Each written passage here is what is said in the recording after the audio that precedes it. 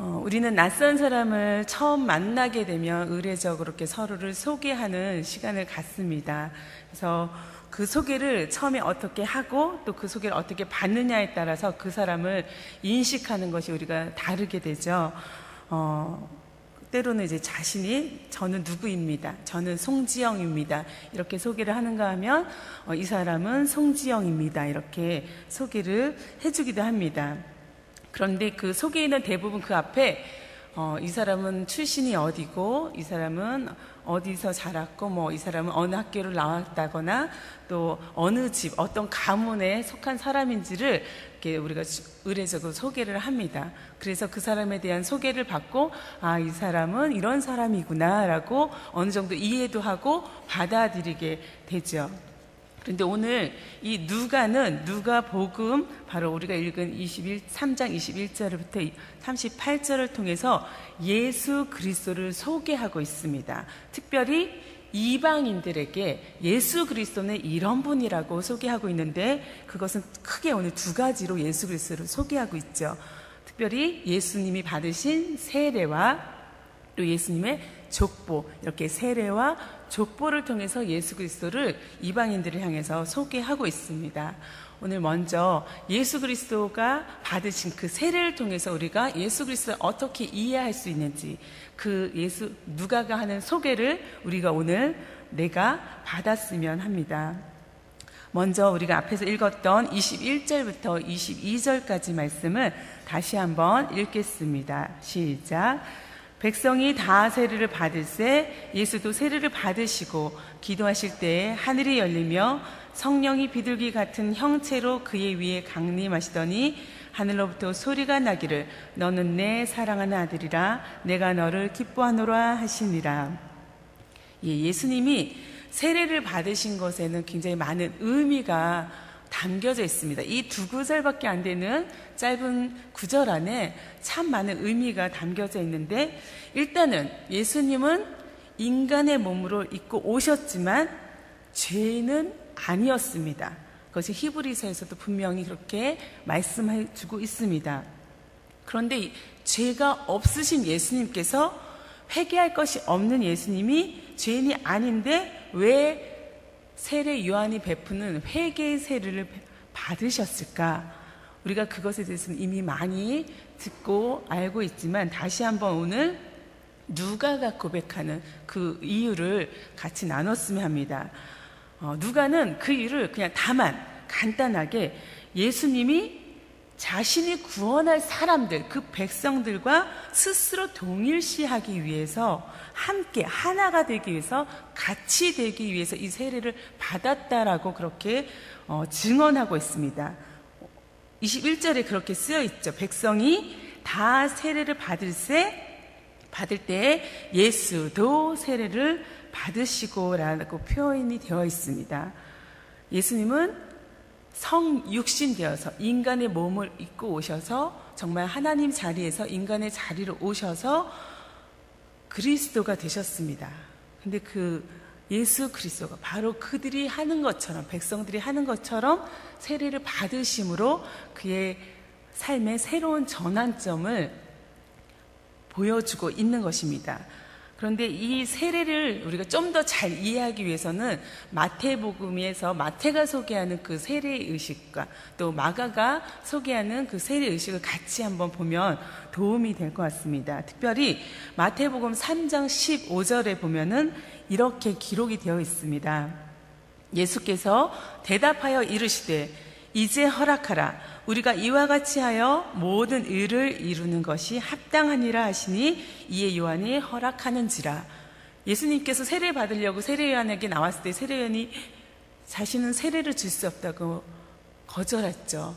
근데 그 세례 요한을 향해서 예수님이 하신 말씀입니다. 이제 허락하라. 이와 같이 해서 모든 일을 이루는 것이 합당하다. 우리가 너와 내가 이렇게 세례를 주고 받음으로 모든 의를 이루는 것이 합당하다. 그러니까 이제 허락해라 라고 예수님이 말씀하시는 대목이 나오고 있습니다. 이제라는 것은 무엇을 말합니까? 이제, 지금, 바로 그때가 왔다라는 것입니다. 바로 너가 나에게 세례를 베풀어야 할 시점이 되었다. 내가 이제는 지금부터 하나님이 주신 그 사역, 종의 사역으로서의 그 일을 감당할 때가 왔음을, 그 의지를 보여주고 있습니다. 그래서 스스로 백성들과 같이 되었다는 사실을 보이셔야 했기 때문에, 그래서 자신이 요한에게 이렇게 세례를 받게 된 것입니다. 그것은 바로 예수님이 이미 자신의 메시아 의식을 갖고 계시면, 내가 누구인지, 내가 어떤 존재인지 그 정체성을 갖고 계셨다라는 증거가 되기도 합니다. 이렇게 너와 내가 세례를 주고받음으로 하나님의 뜻, 모든 의를 나타내는 것, 그것에 우리가 순종하는 것이 마땅하다라고, 그래서 하나님이 그 의를 이루게 된다라고 얘기하고 있습니다. 이제 예수님은 자신의 사적인 생애를 다 마감하시고 메시아로서의 그 직무를 수행하기 위해서, 또 공생애로 들어가기 위해서 이렇게 세례를 받으신 것입니다. 이렇게 해서 예수님의 세례 의식에는 예수 그리스도의 자신에 대한 의식, 자의식, 메시아로서의 의식을 먼저 우리가 볼 수 있습니다. 두 번째로는 이 예수님께서 세례를 받으실 때 기도하셨다라는 대목이 나옵니다. 누가만이 이 부분을 기록하고 있는데, 예수께서 세례를 받으시고 나서 기도를 했다. 이것은 예수님께서 기도하신 어떤 첫 번째 모습입니다. 예수님께서는 일생 동안 하나님 앞에 기도하는 삶을 사셨죠. 근데 이제 예수 그리스도가 그 앞에 세례 받으심으로 하나님 앞에 기도할 때 어떻게 해요? 하늘 문이 열리고, 하늘이 열리고라는 표현이 되어 있습니다.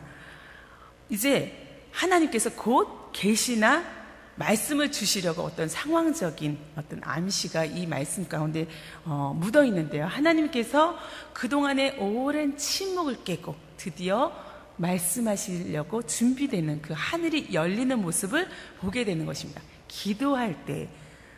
그런데 그 기도할 때 하늘문이 열리면서 어떤 일이 벌어졌습니까? 성령이 비둘기 같은 형체로 그의 위에 강림하시더니라는 표현이 있습니다. 성령이 비둘기 같은 형태로 강림하시더니, 예수 그리스도가 이 땅에 오신 것처럼 성령이 그 시간에 예수 그리스도에게 임하였다고 그렇게 표현이 되어 있습니다. 성령이 왜 오셨을까요? 왜 그에게 임하셨을까요? 이제 그 예수 그리스도가 이 공생애를 시작하는 이 시점에 정말 그의 사역을 완전히 후원하고 그에게 힘을 주고 함께하기 위해서 성령, 하나님의 영이 그에게 임한 것입니다. 바로 이 성령의 임함, 강림은 누가는 그렇게 기록하고 있습니다. 예수 그리스도 기도했을 때 하나님의 아들로서 복종과 기도하는 그 자세를 취했을 때 성령이 그에게 왔다고 그렇게 기록하고 있습니다.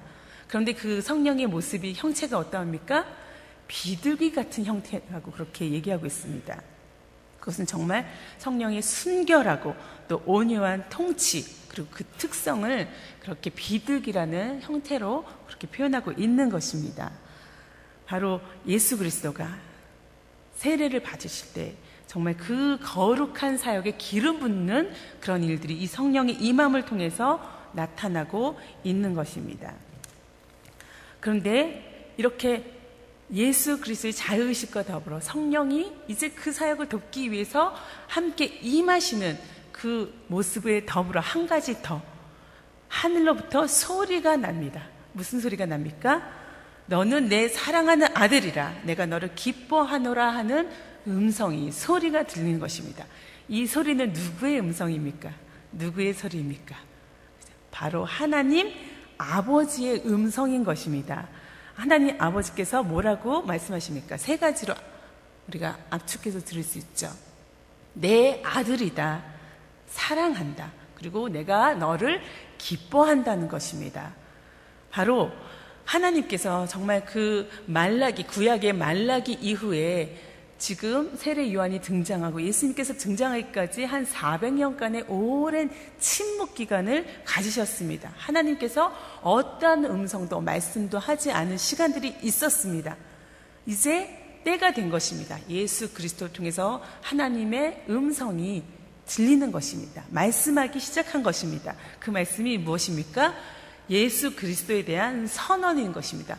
이 예수 그리스도, 세례받는 그 예수가 바로 내가 사랑하는 아들, 기뻐하는 자라고 그렇게 그 예수 그리스도를 온 세상에 드러내서 공표하고 있는 것입니다. 예수님이 이렇게 예수 그리스도를 공적으로 입증해 주심으로 예수님은 오늘 그 세례 의식을 통해서 성령과 하나님과 동시에 자신과 성부, 자신과 함께 그 사역을 같이 시작하게 되었습니다. 그런데 여러분, 이 내 아들이다, 사랑한다, 기뻐한다라는 표현은 어떻습니까? 내가 누군가를 소개할 때, 우리 가족을 소개할 때, 내 아들이야, 내 딸이야 라고 소개할 때는 그 내 아들이야, 딸이야 라는 표현 자체에 어떤 것이 담겨 있습니까? 아버지의 그 자랑스러움이 묻어 있죠. 이 아들이 바로 내 아들이야 라고 얘기하죠.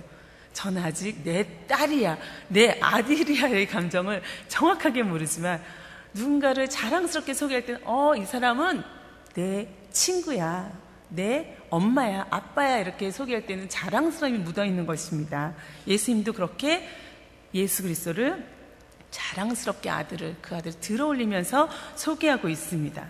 하지만 이제 이 아들은 어때요? 고난과 고통의 시간을 견뎌야 하는 종의 모습, 바로 그 종의 모습을 그 안에 고스란히 담고 있습니다. 그 사랑한다는 표현에는 아마 그것도 담겨 있지 않을까 싶습니다. 내가 사랑하는 사람이야, 내가 사랑하는 아들이야, 딸이야 라고 얘기할 때 그 사랑하는 자녀가, 사랑하는 존재가 앞으로 걸어가야 할 길, 그것조차도 그 소개하는 사람에게는 다 담겨 있지 않습니까? 바로 하나님께서 그렇게 사랑하는 존재라고 그렇게 예수 그리스도를 고백하고 공표하고 선포하고 있습니다. 그리고 마지막으로 내가 너를 기뻐한다 라고 얘기하는데, 정말 그 자녀를 기뻐하는 부모의 마음이 어떠한지 우리가 부모가 된 자라면 어느 정도 알 수 있을 것입니다. 근데 이 기뻐한다는 표현은요, 공동 번역이라든지 표준 세번역에서 다시 보면은 내 마음에 드는 아들이다, 내가 너를 좋아한다 라는 표현입니다. 그 아들이 정말 하나님이 너무도 좋아하고 내 마음에 드는, 쏙 드는 그런 존재라고 그렇게 고백하고 있습니다. 하나님 아버지의 고백이죠. 요컨대 예수님께서 세례를 받으시는 것을 이렇게 성부와 성자와 성령의 공동사역이라고 우리가 말할 수 있습니다. 예수님이 이제 세례를 받으심으로 인간을 구원하기 위한 그 공생애를 시작했고, 성령님도 성자가 그 일을 감당하도록 협동하고 힘을 공급해주고 계십니다. 또 성부 하나님은 그 일을 시작한 아들에게 하늘을 열고 땅을 향해서 기쁨과 승인의 음성을 말해주고 있는 것입니다. 우리는 이렇게 이 세례라는 의식을 통해서 예수님이 어떤 분인지 소개를 받고 있습니다. 그리고 수많은 이방인들이 그 소개를 받았습니다. 여러분은 그 예수님을 소개해 주신 이 누가의 소개가 마음에 드십니까? 아멘. 저희도 그렇게 고백합니까? 예수 그리스도는 바로 하나님의 사랑하는 아들이고 그리고 기뻐하는 자라고 우리도 그렇게 고백할 수 있기를 원합니다. 이어서 또 긴 족보가 나오고 있습니다. 예수 그리스도의 족보이죠. 그런데 이 족보는 우리가 잘 알듯이 마태가 소개하는 족보와 다르죠. 마태가 소개하는 족보에서는 아브라함과 다윗의 자손 예수 그리스도에 대한 그 계보를 쭉 내려오지만, 이제 여기 누가복음에서는, 여기 우리 성경에서는, 우리가 한글 성경에서는 요셉의 아들이라고 얘기하면서 요셉의 위는 헬리요, 누구의 위는 누구요 이러면서 계속 거슬러 올라가는 족보입니다. 그 족보가 이제 마침내 어디로 이어갑니까? 어디까지 갑니까? 마지막 38절에 아담을 통해서 결국은 하나님에게까지 이르르고 있습니다. 그런데 이 족보를 시작하기 전에 23절에 어떤 말씀이 있습니까? 예수께서 가르치심을 시작하실 때에 30세쯤 되었다고 되시니라 라는 그런 예수님의 나이를 공개하는 그런 부분이 나옵니다. 유일한 예수님의 나이를 언급한 부분이죠. 예수님의 공생애를 시작할 당시가 바로 30세쯤 됐다는 것은 보통 그 당시 구약의 시대에선 제사장들이 그 업무를 시작할 수 있는 나이가 30세쯤부터 시작할 수 있었고, 또 우리가 잘 아는 대로 요셉도 30세에 총리가 되고 다윗도 30세에 왕위에 오르고 또 사내들인의 회원 자격도 30세쯤 되어야 한다는 어떤 사회적인 배경을 우리가 알 때 누가는 바로 예수님이 이제 육체적으로나 정신적으로나 영적으로나 정말 이 사역을 시작하실 그런 때가 되었다. 그 때를 예수님이 아시고 그 때에 맞춰서 이 일들이 이루어졌음을 고백하고 있습니다. 그런데 그 고백과 이어서 요셉의 아들, 그리고 그 위 헬리로부터 계속 거슬러 올라간 이 족보가 하나님께로까지 이어진 것은 누가의 특별한 고백이라고 여겨집니다. 어떤 고백입니까? 바로 이 예수는 누구의 요셉의 아들. 사람들이 알기로는 요셉의 아들이지만 결국은 거슬러 올라가면 누구의 아들? 하나님의 아들임을 똑같이 고백하고 있는 것입니다. 하나님의 아들, 하나님이 사랑하는 아들이라고 고백하지 않으셨습니까? 내 기뻐하는 자, 그 고백이 여기 족보에도 고스란히 담겨져 있는 것입니다. 여기 성경에는 위의 위라고 했지만 영어 성경에는 The Son of God이라고 써 있습니다. The Son of God, 하나님의 아들이라고 그렇게 고백하고 있는 것입니다. 그러니 아브라함과 다윗의 자손, 유대인의 족보에 멈추지 않고 그치지 않고 정말 하나님은 온 인류를 만드신 그 창조주 하나님께서 그 아들 삼으신 예수 그리스도가 바로 우리에게 왔다는 것이죠. 나에게 왔음을 누가는 고백하고 있는 것입니다. 이제 그 예수 그리스도, 바로 하나님의 아들이신, 그의 기뻐하는 자이신 예수 그리스도가 이제 우리 입을 통해서 다시 세상에 소개되어야 되지 않을까 여겨집니다. 여러분은 어떻게 예수 그리스도를 소개합니까? 앞에 얘기한 대로 저는 진례영락교회 전도사 송지영입니다 라고 소개할 수 있죠. 그런데 내 앞에 송지영이란 이름 앞에 하나님께서 우리에게 동일하게 너는 나의 사랑하는 딸, 내가 기뻐하는 송지영이다 라고 말씀해 주시면 얼마나 기쁘겠습니까? 그죠? 예수 그리스도에 대해서 그렇게 하나님이 소개해 주셨습니다. 그 소개가 바로 우리의 소개가 될 뿐만 아니라 우리를 향한 하나님의 마음일 뿐만 아니라 우리 역시 예수 그리스도를 그렇게 소개하고 우리 역시 나 자신을 그렇게 소개하고 우리 역시 우리 주변에 있는 옆에 계신 분들을 그렇게 소개할 수 있는 그런 정체성, 그런 존재가 되기를 소원합니다. 우리가 내 이름 앞에 어떤 수식어가 붙기를 원하십니까? 세상이 주는 그 수많은 이력들과 그리고 수많은 어떤 그 자랑거리가 아니라 저는 하나님의 자녀입니다. 하나님의 사람입니다. 저는 칠레영락교회 권사입니다. 저는 칠레영락교회 집사입니다. 성도입니다. 그렇게 말할 수 있는 사람이기를 원합니다. 그런데 때로는 우리는 나 자신을 드러낼 때, 예수 그리스도를 고백할 때 조금은 부끄러워하거나 그를 맨 마지막에 소개하려고 저 밑에 두는 그런 첫 번이 아니라 first가 아니라 저 뒤에 있는 그런 소개거리라고 한다면 하나님 앞에서 우리는 너무도 부끄러운 모습을 가지게 되는 것입니다. 이제 우리 안에 정말 당당히 세상을 향해서 예수 그리스도를 그렇게 소개할 뿐만 아니라 나 자신을 그렇게 소개하고 그렇게 자랑스러워하고 또 하나님의 그런 자랑거리가 되는 그런 하나님의 아들, 하나님의 딸, 하나님의 자녀가 되기를 간절히 소원합니다. 오늘도 그렇게 하나님의 사랑하는 딸로서, 아들로서 그가 기뻐하는 삶을 사는 우리 삶이 될 수 있도록 성령님께서 우리를 도우시고 협력하시고 힘을 주시고 하나님께서 우리를 향해서 주시는 그 선언을 입고 그렇게 살아가는 하루가 되기를 소원합니다. 함께 기도하겠습니다. 아버지 하나님, 감사합니다. 예수 그리스도를 우리에게 주셔서 얼마나 다행이고 감사한지.